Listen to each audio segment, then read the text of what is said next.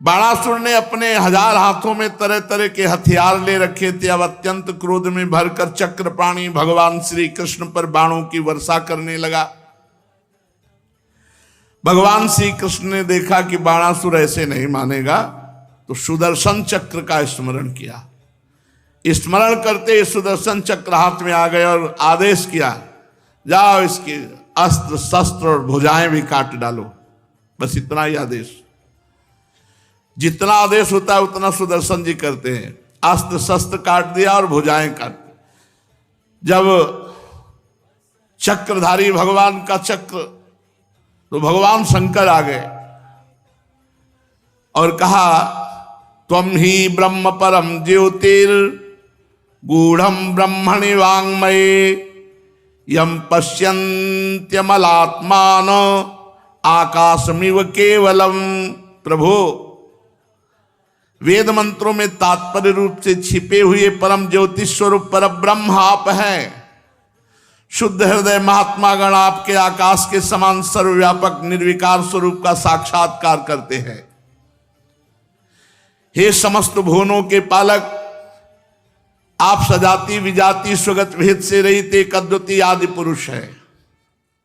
प्रभु, जैसे सूर्य अपनी छाया बादलों से ही ढक जाता है और उन बादलों तथा विभिन्न रूपों को प्रकाशित करता है, उसी प्रकार आप स्वयं प्रकाश हैं, परंतु गुणों के द्वारा मानो ढक से जाते हैं। इसीलिए कोई जल्दी देहाभिमानी आपको जान नहीं पाता। प्रभु, वास्तव में आप अनंत हैं। आपकी माया से मोहित होकर के लोग स्त्री पुत्र देह गेह में आसक्त हो जाते हैं, फिर दुख के अपार सागर में डूबने उतराने लगते हैं। संसार के मानवों को ये मनुष्य शरीर इसलिए आप कृपा करके देते हैं, इस मानव शरीर को पाकर इंद्रियों को वश में किया जाए और आपके चरण कमलों का आश्रय लेकर भजन किया जाए। जो मनुष्य शरीर प्राप्त करके आपका भजन नहीं करते, वो अपने आप को धोखे में डाल रहे हैं, अपने आप को धोखा दे रहे हैं। भगवान शंकर ने कहा, हे देव देव, ये बाणासुर मेरा कृपा पात्र है, सेवक है, और मैंने इसे अभय दान दिया है। तो प्रभु, जिस प्रकार इसके परदादा प्रहलाद जी पर आपका कृपा प्रसाद, वैसे इस पर भी कृपा प्रसाद होना चाहिए। भगवान ने सुदर्शन जी को रोक दिया। तब तक 4 भुजाएं बची थी। 1000 भुजाओं में 4 भुजाएं बची थी, सब काट दिए थे सुदर्शन जी ने। भगवान श्री कृष्ण ने कहा, महादेव जी, प्रभु, मैंने वही किया जो आप चाहते थे। आप जैसा चाहते थे वैसे ही मैंने कर दिया है, अपनी तरफ से कुछ नहीं किया। आपका सेवक है, आप जितना चाहते, 4 भुजाएं हैं इसके, अब मैं इसे निर्भय कर देता हूं। मैं जानता हूं कि बाणासुर दैत्यराज बलि का पुत्र है, इसलिए इसका वध तो कर ही नहीं सकता, क्योंकि मैंने प्रहलाद जी को वर दिया था कि तुम्हारे वंश में पैदा होने वाले किसी दैत्य का आज के बाद कभी वध नहीं करूंगा। इसका घमंड चूर करने के लिए मैंने इसकी भुजाएं काट दी। इसकी बहुत बड़ी सेना पृथ्वी के लिए भार हो रही थी, इसलिए मैंने उसका संहार कर दिया। अब इसकी 4 भुजाएं बच रही, ये अजर अमर बनी रहेंगी। ये बाणासुर आपके पार्षदों में मुख्य होगा। अब इसको किसी से किसी प्रकार भय नहीं होगा। जब बाणासुर ने यह सुना कि मैं निर्भय कर दिया गया हूं, तब आया और भगवान श्री कृष्ण के चरणों में माथा टेका और कहा, प्रभु, अब आप चिंता न करें। और महल में जाकर अनिरुद्ध जी को नागपाश से मुक्त किया, अपनी पुत्री उषा को लाया और भगवान के हाथ में, ये प्रभु, आपका ये पौत्र और ये मेरी पुत्री, आप स्वीकार करें। महादेव जी ने भी सम्मति की। वस्त्रालंकार से विभूषित उषा और अनिरुद्ध जी एक अक्षोणी सेना के साथ द्वारिका के लिए प्रस्थान किया। द्वारिका सजाई गई। अनिरुद्ध जी और उषा जी का ब्याह हुआ। जो अनिरुद्ध जी उषा जी के मिलन को, भगवान शंकर और श्री कृष्णचंद्र जी के युद्ध को, इस गाथा को प्रातः काल सुनेगा तो वो किसी भी मार्ग में पराजित नहीं होगा, वो विजय को प्राप्त होगा और उसके पाप नष्ट हो जाएंगे। प्रसंग चल रहा है कि रात में स्वप्न में बाणासुर की पुत्री उषा जी ने देखा एक नवकिशोर श्यामघन कमल नयन पीतांबरधारी। बस तो चित्त लुट गया उषा जी का। अब वो जगी और हा प्रीतम ऐसा पुकार उठी। तो सब सहेलियां पास थी, उन्होंने कहा बिना प्रीतम के प्रीतम कैसे पुकार उठी।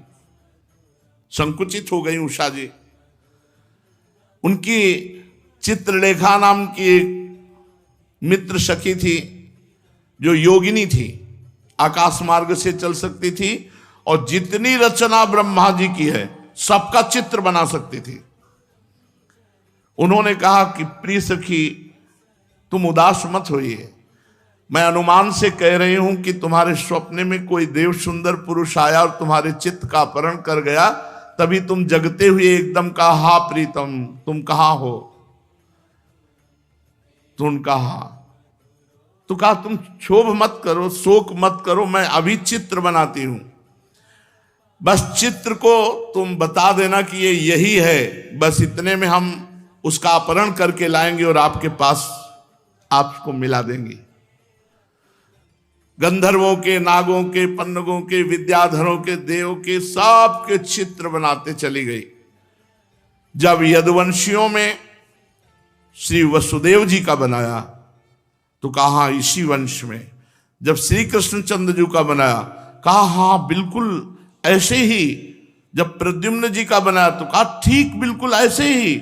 और जे ही अनिरुद्ध जी का बनाया तो कहा यही है, यही हमारे चित्त को चुराने वाले। तब चित्र लेखा जी ने कहा ये तो बहुत कठिन जगह तुम्हारे नेत्र लड़े, ये तो भगवान श्री कृष्ण द्वारिकाधीश के पौत्र हैं, प्रद्युम्न पुत्र अनिरुद्ध, पर फिर भी मैं तुम्हारे काज के लिए चाहे प्राणों का बलिदान करना पड़े मैं अवश्य इनका अपहरण करूंगी। आकाश मार्ग से चित्रलेखा जी द्वारिकापुरी पहुंची। वहां सुदर्शन चक्र, सुदर्शन जी से प्रार्थना की कि आप जानते हैं कि भगवान का ही ऐसा कोई विधान होगा कि उषा जी के स्वप्न में भगवान के पौत्र का दर्शन हुआ, तो आप थोड़ा साइड हो जाइए, हम अपहरण करते हैं अनिरुद्ध जी का।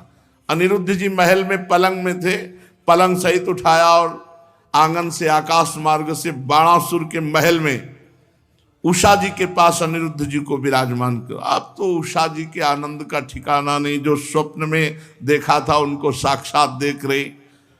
धीरे धीरे अनिरुद्ध जी से इतनी प्रीता बढ़ी कि अनिरुद्ध जी भी भूल गए द्वारिकापुरी। हंसना खेलना खाना पीना आनंद मनाना वो तो राजमहल है।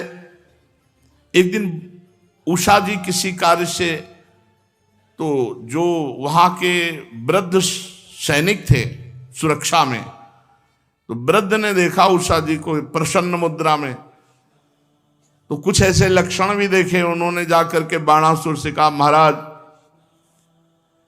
आपकी पुत्री का चरित्र दूषित हो चुका है, क्योंकि कुछ लक्षण ऐसे दिखाई देते हैं।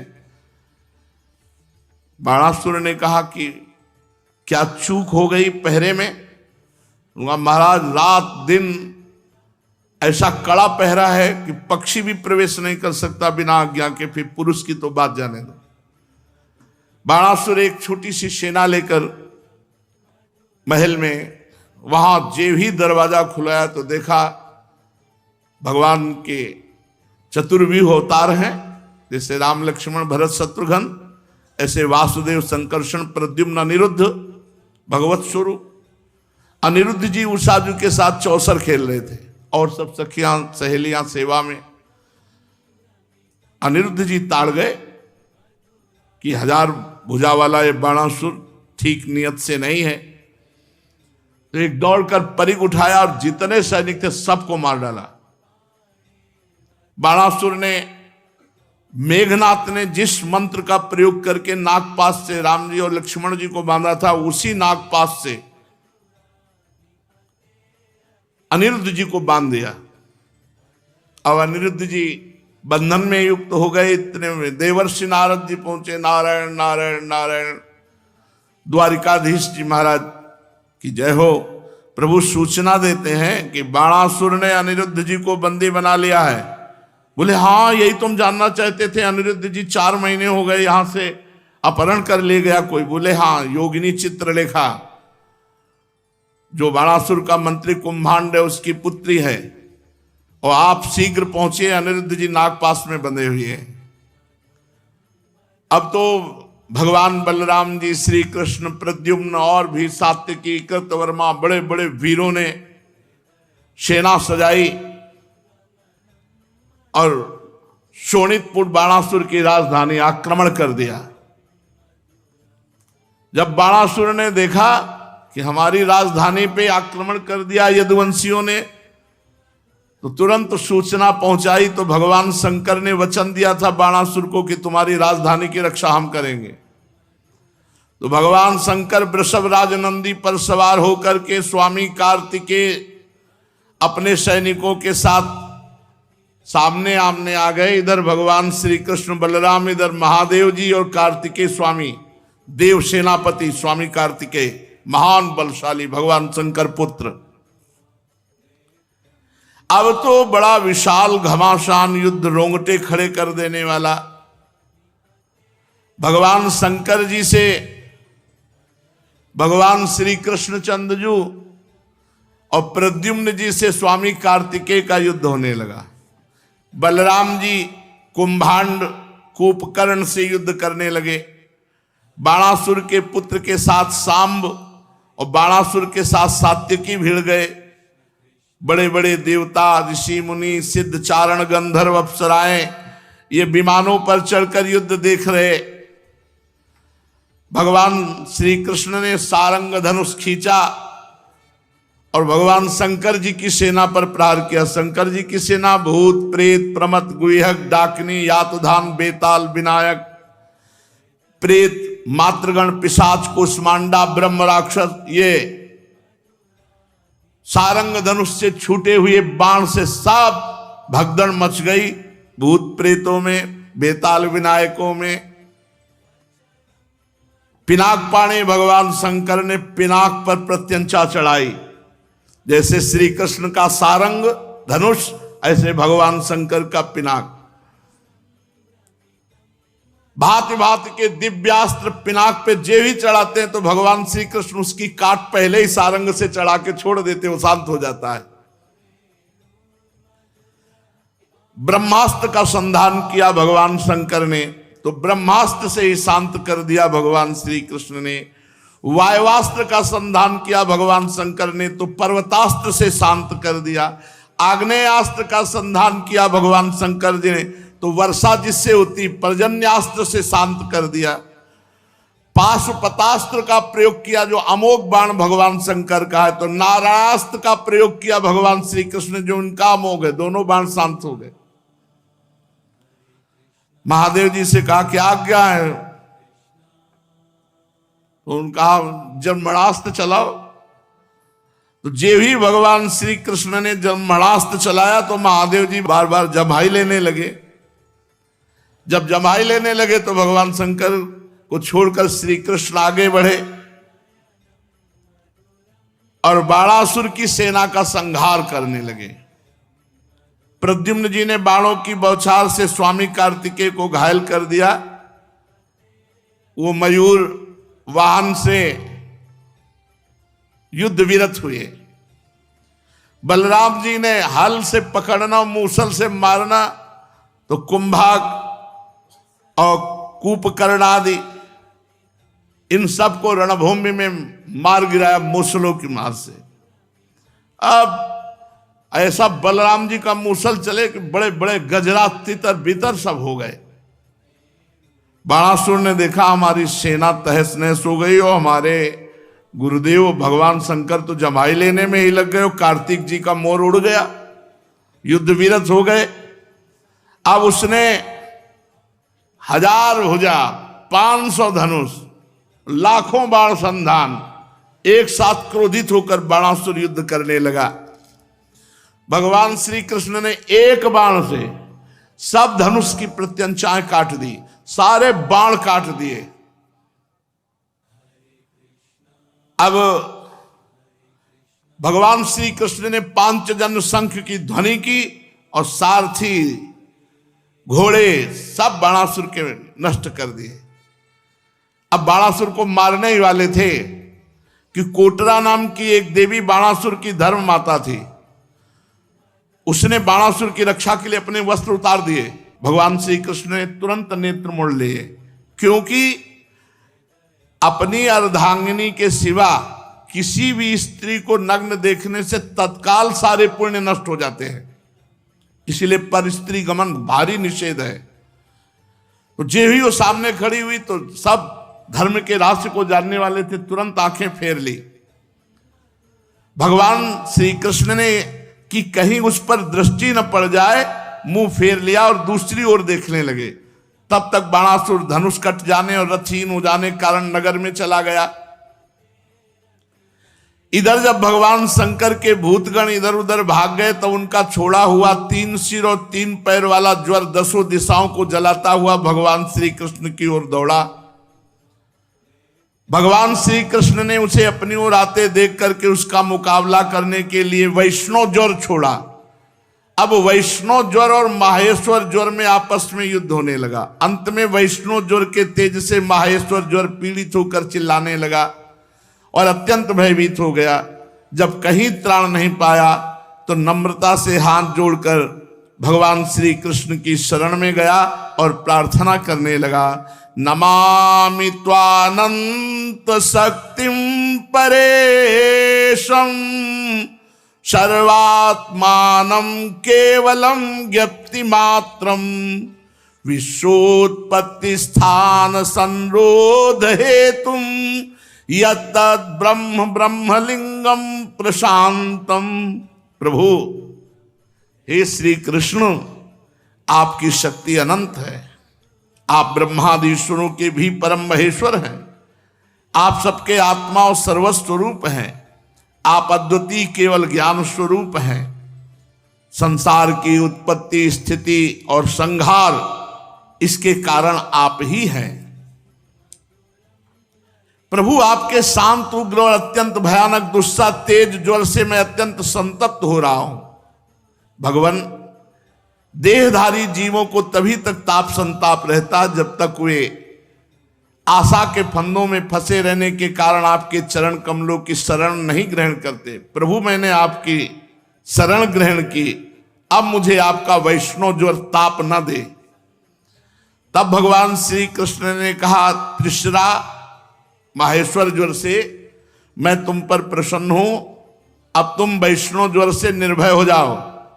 संसार में जो कोई हम दोनों का संवाद स्मरण करेगा उसे तुमसे कोई भय नहीं रह जाएगा। भगवान श्री कृष्ण के इस प्रकार कहने पर माहेश्वर ज्वर उन्हें प्रणाम करके चला गया। तब तक बाणासुर रथ पर सवार होकर भगवान श्री कृष्ण से युद्ध करने के लिए फिर आ गया। बाणासुर ने अपने 1000 हाथों में तरह तरह के हथियार ले रखे थे। अब अत्यंत क्रोध में भरकर चक्रपाणी भगवान श्री कृष्ण पर बाणों की वर्षा करने लगा। भगवान श्री कृष्ण ने देखा कि बाणासुर ऐसे नहीं मानेगा, तो सुदर्शन चक्र का स्मरण किया। स्मरण करते सुदर्शन चक्र हाथ में आ गए और आदेश किया, जाओ इसके अस्त्र शस्त्र और भुजाएं भी काट डालो। बस इतना ही आदेश। जितना आदेश होता है उतना सुदर्शन जी करते हैं। अस्त्र शस्त्र काट दिया और भुजाएं काट। जब चक्रधारी भगवान का चक्र, तो भगवान शंकर आ गए और कहा, त्वं ही ब्रह्म परम ज्योतिर गूढ़म ब्रह्मणि वाङ्मये यम पश्यन्त्यमलात्मान आकाशमिव केवलम। प्रभु, वेद मंत्रों में तात्पर्य रूप से छिपे हुए परम ज्योति स्वरूप पर ब्रह्म आप हैं। शुद्ध हृदय महात्मा गण आपके आकाश के समान सर्वव्यापक निर्विकार स्वरूप का साक्षात्कार करते हैं। हे समस्त भुवनों के पालक, आप सजाति विजाति स्वगत भेद से रहित एक अद्वितीय आदि पुरुष है। प्रभु, जैसे सूर्य अपनी छाया बादलों से ही ढक जाता है और उन बादलों तथा विभिन्न रूपों को प्रकाशित करता है, उसी प्रकार आप स्वयं प्रकाश हैं, परंतु गुणों के द्वारा मानो ढक से जाते हैं। इसीलिए कोई जल्दी देहाभिमानी आपको जान नहीं पाता। प्रभु, वास्तव में आप अनंत हैं। आपकी माया से मोहित होकर के लोग स्त्री पुत्र देह गेह में आसक्त हो जाते हैं, फिर दुख के अपार सागर में डूबने उतराने लगते हैं। संसार के मानवों को ये मनुष्य शरीर इसलिए आप कृपा करके देते हैं, इस मानव शरीर को पाकर इंद्रियों को वश में किया जाए और आपके चरण कमलों का आश्रय लेकर भजन किया जाए। जो मनुष्य शरीर प्राप्त करके आपका भजन नहीं करते, वो अपने आप को धोखे में डाल रहे हैं, अपने आप को धोखा दे रहे हैं। भगवान शंकर ने कहा, हे देव देव, ये बाणासुर मेरा कृपा पात्र है, सेवक है, और मैंने इसे अभय दान दिया है। तो प्रभु, जिस प्रकार इसके परदादा प्रहलाद जी पर आपका कृपा